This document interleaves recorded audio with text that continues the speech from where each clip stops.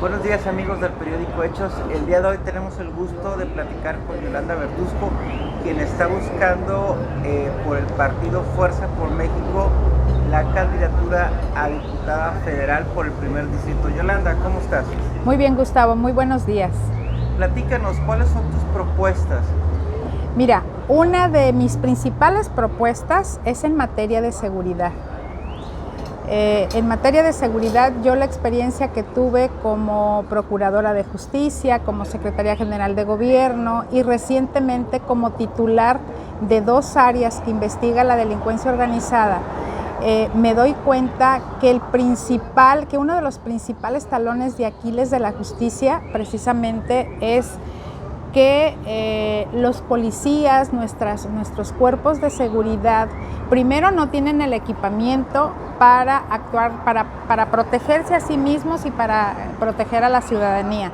Segundo, no tienen la capacitación ni en perspectiva de género ni en derechos humanos.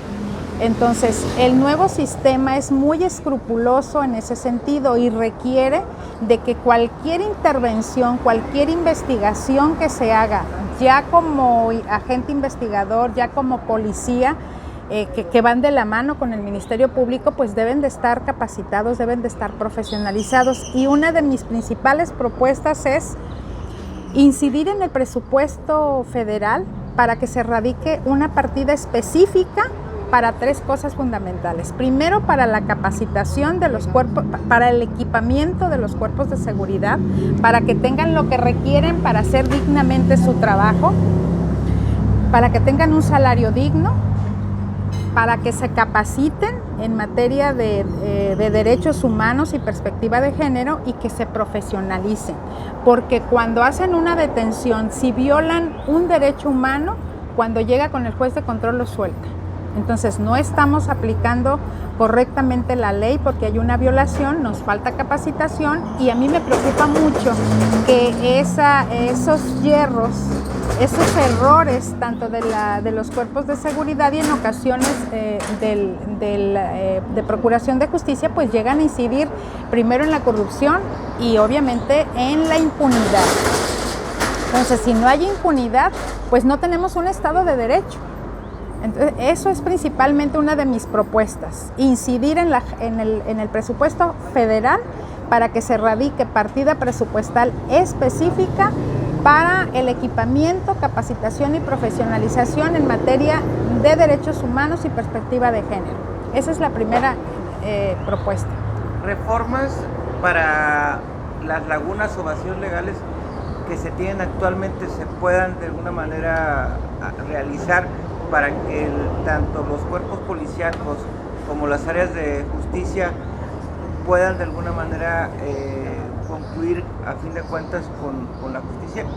Mira, precisamente, Gustavo, una de las principales inquietudes que me movió para estar como candidata a diputada federal es la experiencia que yo tengo. Yo he aplicado leyes del fuero común, leyes generales, leyes federales muy especializadas como la ley general, tiene largo el nombre pero lo tengo que decir, la ley general para prevenir, investigar, sancionar los delitos en materia de trata de personas y para la protección a sus víctimas.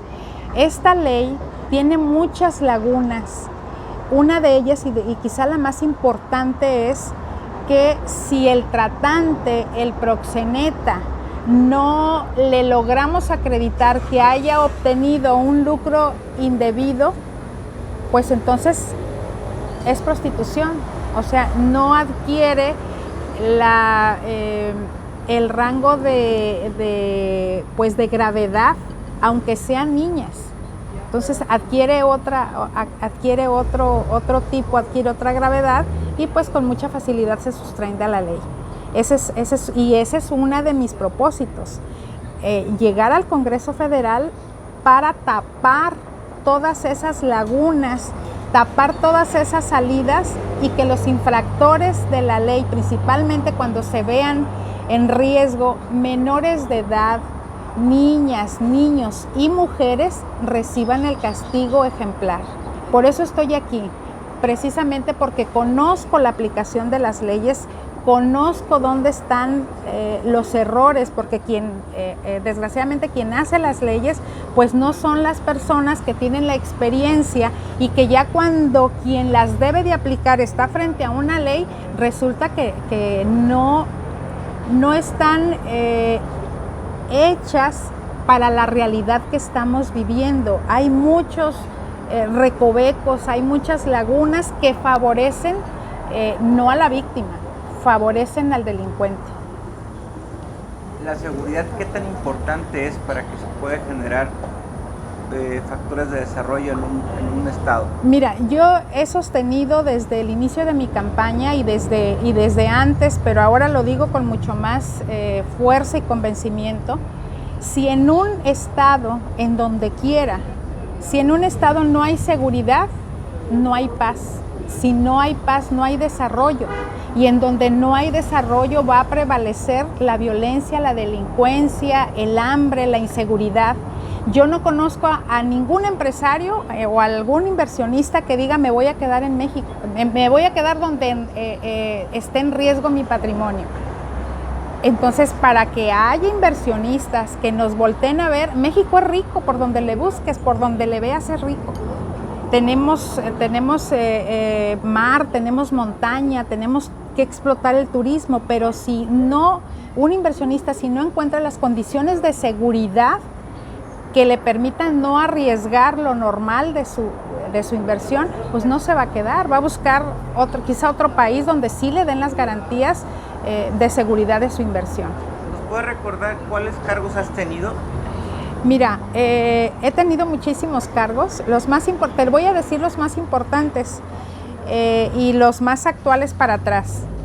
Fui titular de la unidad especializada en investigación de tráfico de menores, personas y órganos de la Subprocuraduría de la CEIDO. Fui coordinadora general de delitos contra la salud, de investigación de delincuencia organizada.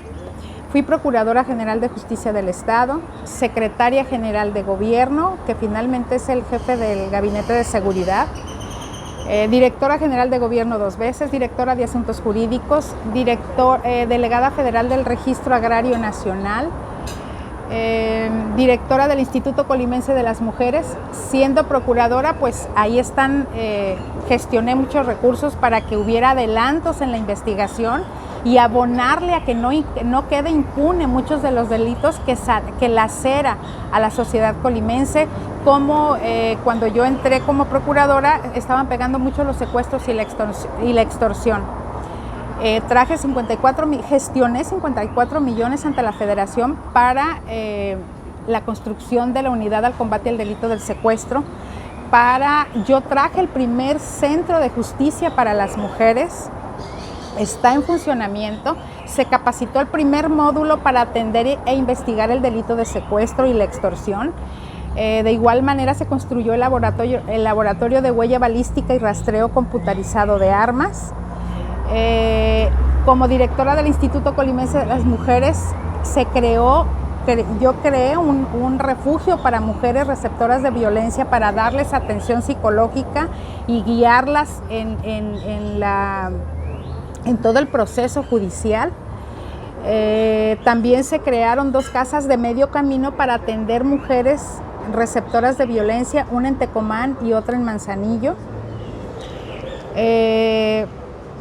Pues como titular de Secretaría General de Gobierno ganamos 5 controversias constitucionales, defendí tanto en lo físico como ante la Suprema Corte de Justicia de la Nación todas las embestidas que en su momento nos dio el Estado de Jalisco al pretendernos quitar más de 504.8 kilómetros, la parte más rica del estado de Colima, que es todo que nos reclamaba Peña Colorada, Isla Navidad, la Sierra de Manantlán, una parte de Villa de Álvarez, otra parte de Comala. Entonces, pues se defendió jurídicamente tuvimos el gusto y la satisfacción de que las más de 1,500 pruebas documentales e históricas que se presentaron, sobre todo una en materia agraria, en donde ellos decían, pues es que en nuestro ejido El Rebalse, que era donde decían que ellos hacían actos de soberanos de gobierno, pues que cómo era de Manzanillo. Entonces yo tuve que acreditar en la segunda sala de la Suprema Corte de Justicia de la Nación que el ejido El Rebalse se dotó con tierras del municipio de Manzanillo, y los ejidos no delimitan territorio. Entonces, principalmente con todas esas pruebas documentales, históricas, y sobre todo esa en materia agraria, pues la Corte sobreseyó. ¿Qué quiere decir sobreseer? Que no le prosperaron las acciones que estaba promoviendo para que Colima le regresara el territorio que nos reclamaba. ¿Cuál es la función de un diputado federal, Yolanda? La función de un diputado federal, Gustavo, qué bueno que me preguntas, es revisar las leyes, adaptarlas a la sociedad, a las necesidades de la sociedad imperante, para que haya división de poderes, para que haya un verdadero Estado de Derecho, e impedir que una sola persona gobierne. Debe de haber un equilibrio de poderes. Si hay un equilibrio sano de poderes, como dice la Constitución, que el Ejecutivo haga lo que le corresponde al Ejecutivo y que está obligado a cumplir y hacer cumplir la ley. Y para hacer cumplir la ley tiene el Poder Judicial, y el Legislativo es el que cocina, analiza, revisa y aprueba las leyes que no le va a beneficiar, que no debe beneficiarle solamente a un grupo, que le va a beneficiar a la población en general. ¿Qué opinión te merece que de manera reciente hablan de la mentada 4 de 4? Que la gente vote todos los candidatos. Pues a mí me parece que los partidos políticos están pidiendo lo suyo, ¿no? Que la gente no recapacite qué candidatos son los que le merecen la confianza a la ciudadanía. Me parece que la función de un diputado, ya sea local o federal, o un presidente municipal o un gobernador, que no voten parejo, que no se vayan por partidos, que analicen personas, qué personajes que se están postulando a los diferentes cargos de elección popular tienen una preparación atrás, tienen una experiencia, y sobre todo que en mi caso pues están las obras, todo lo que he hecho, todo mi trabajo, que la gente lo valore y que finalmente diga, y sobre todo mi trayectoria. Tengo 25 años de trabajar en el servicio público, nunca he manejado recursos, repito, federales, estatales, municipales. Nunca he tenido un señalamiento en cuanto a malversación de fondos. Entonces yo le pido a la ciudadanía que valore toda esa capacidad, que valore toda esa experiencia y que constate que están las obras funcionando. Entonces que recapacite quién es su presidente, quién es su candidato a presidente municipal, qué méritos tiene para estar ahí. Y sobre todo, hay mucha gente que está, que no solamente no tiene la experiencia, ni la preparación, ni el compromiso social, sino que además tiene deudas con la justicia. Y eso es lo que le pido yo a la gente que valore. ¿Quiénes son? ¿Qué candidatos son? ¿Qué experiencia tienen? ¿Qué les puede ofrecer? Porque finalmente los perjudicados es la ciudadanía que votó ciegamente por partidos sin ver qué les puede ofrecer, qué experiencia trae. Pregúntame qué otra iniciativa Yolanda, en importancia. Yolanda, preguntarte, ¿qué otras propuestas traes? Mira, otra de las iniciativas que yo tengo muy importante es eliminar por completo el fuero constitucional. Tengo dos, en esa tesitura la primera propuesta es, una vez que llegue como diputada federal, es proponer la eliminación total del fuero constitucional. Esa es una. Si ese plan A no les gusta, porque yo sé que muchos políticos lo van a rechazar, porque la mayoría pues no les gusta gozar de esos privilegios. Si ese plan A no les gusta, les voy a proponer un segundo plan. Suspender de manera provisional el fuero constitucional cuando exista la presunción de haber cometido un delito grave, acompañado de una denuncia penal de un delito grave, en donde delitos graves. ¿Cuáles son los delitos graves? Secuestro, violación sexual, entre otros, homicidio doloso, porque puede haber un homicidio culposo derivado de un accidente, no delitos graves. La suspensión del fuero constitucional cuando existe la presunción por parte de un diputado, por parte de un político, de la comisión de un delito grave acompañado de una denuncia penal, mientras se investiga. ¿Para qué? Primero, para que no se sustraiga de la ley y para que haya una investigación sana, sin la injerencia de otro poder, y que precisamente con la finalidad de evitar la impunidad, de evitar que no se quede sin sanción, sobre todo cuando son menores de edad, niñas, niños menores de edad, adultos mayores o mujeres. ¿Cuál era la función del fuero constitucional? ¿Cuál era la función? ¿Cuál es la función de un fuero constitucional? Bueno, el fuero constitucional es que mientras si hay la comisión de un delito, cuando se acredite fehacientemente que es culpable, es entonces cuando el Ministerio Público o el fiscal le manda a la Cámara para que le suspenda sus derechos constitucionales, y entonces sí, pero es todo un procedimiento, y mientras ese procedimiento transcurre, pues se sustrae de la ley, porque nadie lo puede detener hasta que lo desafueren, hasta que la Cámara inicie el procedimiento que le está pidiendo el juez o el Ministerio Público, y entonces sí, mientras tanto gana tiempo y el probable responsable político pues se sustrae de la ley. Por eso mi preocupación de que haya la suspensión.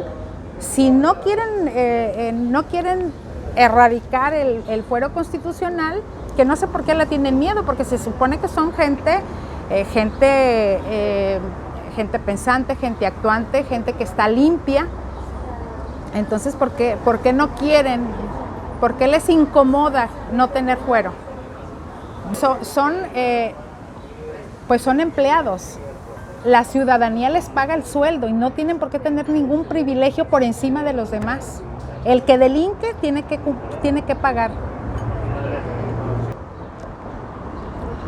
Otra propuesta, Gustavo, es precisamente en el tema de la erradicación de la corrupción, de abonarle a que no haya corrupción y de abonarle, la gente está harta.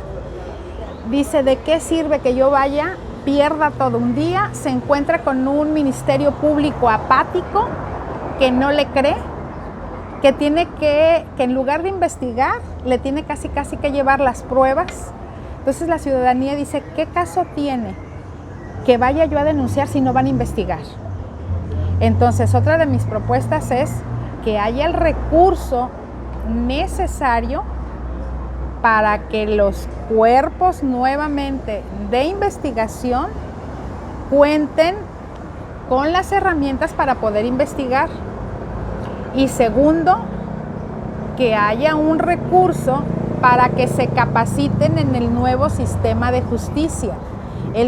Se reformó la Constitución en junio de 2011 y obviamente con esta reforma a la Constitución se vinieron en cascada todas las reformas a las leyes secundarias para hacer posible la entrada en vigor del nuevo sistema de justicia. En nuestro estado, a duras penas, han estado implementando. ¿Por qué se suspenden? Porque no tienen sala, se suspenden por diversas causas. Entonces, la otra es porque no están totalmente capacitados ni en el nuevo sistema, ni en derechos humanos, y menos con perspectiva de género. Y es ahí donde anida la impunidad, y es lo que quiero hacer. Que haya investigadores, que haya jueces, que incluso la ciudadanía, los abogados particulares reciban una capacitación, porque lo han tenido que hacer por su cuenta los abogados. Entonces, que haya una capacitación que les ofrezca el Estado, porque el Estado es responsable de mantener, de conservar el Estado de Derecho. Y una de las formas de mantener el Estado de Derecho y que se defienda a la ciudadanía es tener defensores públicos fuertes, sólidos, preparados, que representen verdaderamente a la víctima. Porque si no están preparados, pues flaco favor les están haciendo con no defenderlos, o defenderlos de manera deficiente. Entonces deben de estar preparados tanto el Poder Judicial como quienes procuran justicia y los abogados postulantes. Yolanda, en esta etapa de campaña hay todavía personas que siguen indecisas en su voto. ¿A qué los invitarías para que se sumen a tu proyecto? Que no voten masivo. Que sobre todo, Gustavo, hay muchos jóvenes, me he encontrado en la campaña, incluso en la calle, jóvenes que por primera vez van a votar. Y sobre todo a ese número de jóvenes les digo que analicen su voto, que no se dejen ir por los partidos, que analicen, utilicen la mejor herramienta que tienen como ciudadanos, el derecho de votar y ser elegidos. En México es una maravilla. Que lo ejerzan libremente, no sin antes analizar los perfiles de las y los candidatos, sobre todo de quienes van a estar representándolos en las cámaras, porque son los que verdaderamente pueden lesionar a la ciudadanía. Una ley mal hecha, una ley cabildeada por un grupo político que nada más beneficia a un sector, le hace enorme daño a toda la población. Entonces, mi mensaje es a ese grupo de jóvenes que por primera vez en su vida tienen la oportunidad de votar, que lo hagan de manera consciente, de manera analítica, tienen todo para hacerlo. Que lo hagan de manera consciente, de manera analítica, sobre todo quienes van a ser sus diputados. Hay personas, mis respetos, porque como ciudadanos tienen sus derechos ciudadanos políticos a salvo, pero que los analicen, quiénes son, qué experiencia tienen, para que de esa misma forma, luego que no se quejen cómo están las leyes.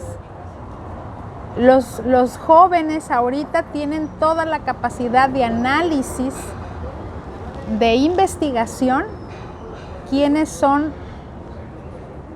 los van a representar en las cámaras, ya sea en la Cámara de Diputados o en la Cámara Federal. Que hagan ese análisis razonable, analítico, investigado, y que vean quién les conviene, que no se vayan por partidos políticos. Habemos personas que tenemos la capacidad, que tenemos la experiencia, que tenemos las manos limpias, que somos honestas, de 25 años de trayectoria, que queremos trabajar para que le vaya bien, no solamente a Colima, que le vaya bien a México.